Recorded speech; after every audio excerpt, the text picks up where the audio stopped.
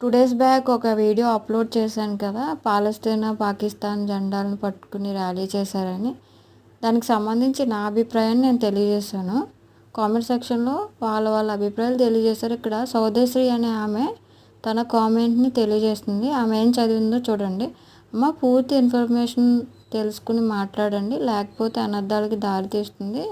అది వేరే దేశానికి సపోర్ట్ చేయడం కాదు. వాళ్ళ మతం ఆ దేశాల్లో ఉంటుంది. వాళ్ళ ఆచారాలు, పండుగలు అలా ఉంటాయి కాబట్టి అది సహజంగా చేస్తారు.